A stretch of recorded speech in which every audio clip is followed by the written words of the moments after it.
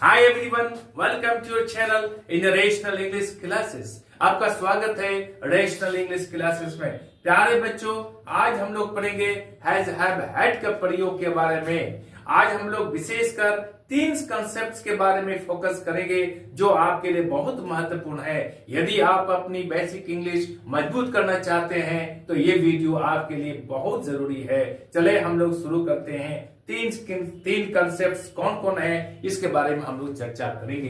पहला कंसेप्ट हम लोग पढ़ेंगे प्यारे बच्चों, यदि हम स्पोकन इंग्लिश में बोलना चाहें, क्या बोलना चाहें? मुझको पढ़ना है, मोहन को आना है, सोहन को लिखना पड़ा, तो हम लोग इसको अंग्रेजी में कैसे बोलेंगे? हैज हैव हैड का प्रयोग करके। चले हम लोग शुरू करते हैं। इसका नियम है प्यारे बच्चों, सब्जेक्ट प्लस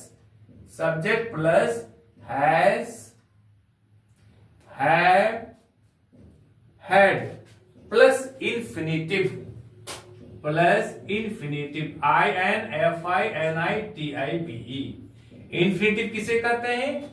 जब वर्ब वन के पहले टू का प्रयोग हो तो उसे इंफिनिटिव कहते हैं। जैसे यहां पर वॉक, WAL के वॉक का अर्थ टहलना, यदि हम लोग यहाँ पहले टू का प्रयोग करते हैं तो ये होता है इंफिनिटिव। तो यहाँ पर पैटर्न कह रहा है subject plus has have had plus infinitive. यदि हम लोग को बोलना पड़े मुझको पढ़ना है तो इसी पैटर्न पे हम लोग सेंटेंस को फॉर्मेशन करेंगे, निर्माण करेंगे। मुझको पढ़ना है तो हम लोग बोलेंगे I have to read, I have to read. देखिए यहां पर सब्जेक्ट आ गया आई, हैज हैव हैड तीन में से आ गया हैव, और इंफिनिटिव आ गया यहां टू रीड। इस पैटर्न के अनुसार हम लोग इस प्रकार के सेंटेंस को बोल सकते हैं। दूसरा सेंटेंस हम लोग बोलेंगे मोहन को आना है, मोहन को आना है, तो अंग्रेजी में हम लोग कैसे बोलेंगे? अंग्रेजी में हम लोग बोलेंगे Mohan has to come, Mohan has to कम।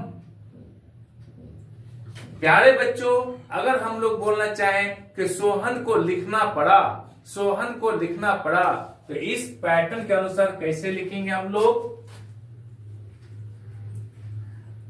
हम लोग लिखेंगे सोहन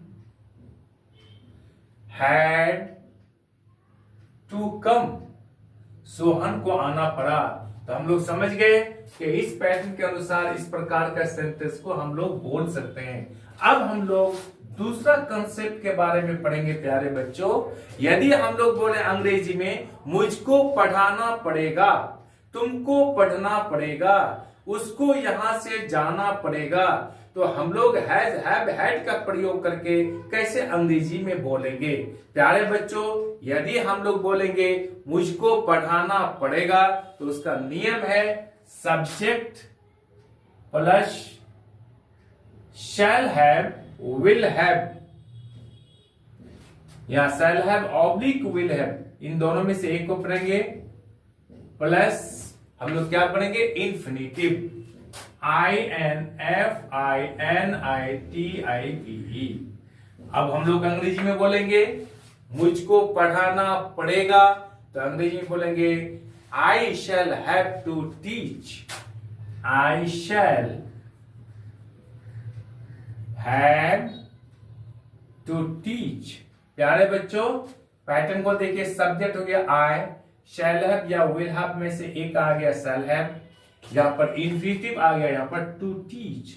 आई शैल हैव टू टीच, मुझको पढ़ाना पड़ेगा, तुमको पढ़ना पड़ेगा, तुमको पढ़ना पड़ेगा। हम लोग अंग्रेजी में कैसे बोलेंगे? You will have to read, you will have to read.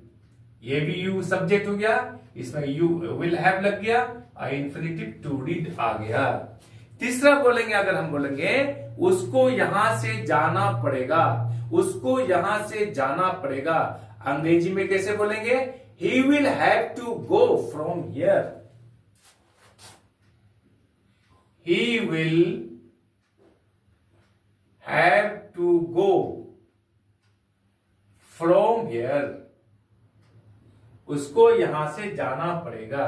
प्यारे बच्चों, ये कंसेप्ट आपको समझ में आ गया होगा। अब हम लोग तीसरा और अंतिम कंसेप्ट पढ़ेंगे। यदि हम अंग्रेजी में बोलना चाहें कि उसको परीक्षा भवन से निकाल देना पड़ा, तो इसको अंग्रेजी में कैसे बोलेंगे हम लोग?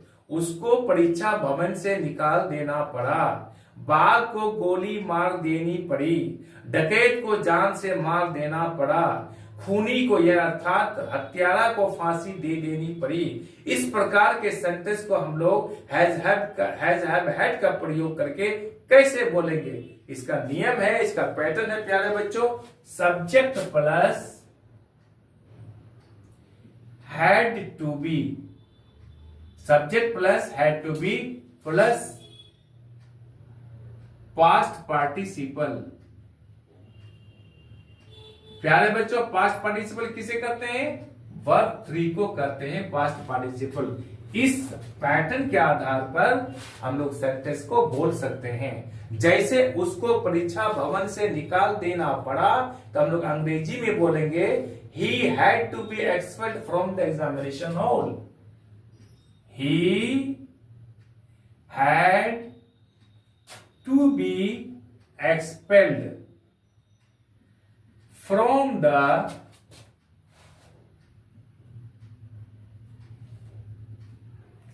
Examination hall. समझ गए? उसको परीक्षा भवन से निकाल देना पड़ा। He had to be expelled from the examination hall। Subject आ गया यहाँ पर, he had to be यहाँ पर आ गया, had to be past participle में आ गया expelled। बाकी जो अदर वर्ड है यहाँ पर बैठा दिए हम लोग, he had to be expelled from the examination hall। इसी प्रकार का दूसरा सेंटेंस लेते हैं, बाघ को गोली मार देनी पड़ी, बाघ को गोली मार देनी पड़ी।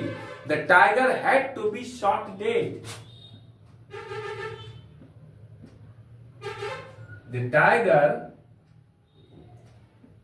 Had to be shot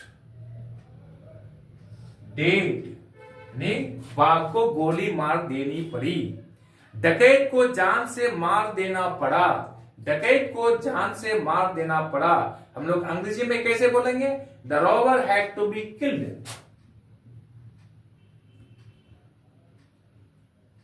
the robber had to be killed. प्यारे बच्चों, हम लोग रॉबर के स्थान पर डकैत भी बोल सकते हैं, कि अगर डकैत का अंग्रेजी डकैत भी होता है। द डकैत हैड टू बी किल्ड, डकैत को जान से मार देना पड़ा। यदि हम लोग बोलेंगे खूनी को फांसी दे देनी पड़ी, अर्थात हत्यारा को फांसी दे देनी पड़ी, तो हम लोग अंग्रेजी में बोलेंगे the murderer had to be hanged, the murderer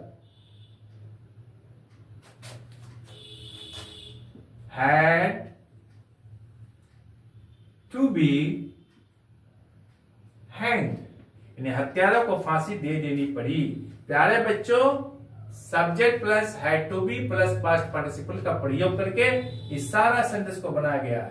the murder यहाँ सब्जेक्ट हो गया, हैड टू बी पैटर्न के अनुसार आ गया, हैंड यहाँ पास्ट पार्टिसिपल अर्थात वर्ब 3 का प्रयोग किया गया है। आप तीनों कंसेप्ट को समझ गए होंगे। इस तीनों कंसेप्ट को फॉलो करके हम लोग अंग्रेजी फराटेदार बोल सकते हैं। आज हम लोग यहीं तक रखते हैं। आई एम श्योर के प्यारे बच्चों, ये वीडियो आपको अच्छी लगी होगी। आप चैनल को लाइक और सब्सक्राइब कर दीजिए तथा बगल वाले बेल आइकन को दबा दीजिए, जिससे कि हर आने वाला वीडियोस का नोटिफिकेशन आपको मिलता रहे। बाय।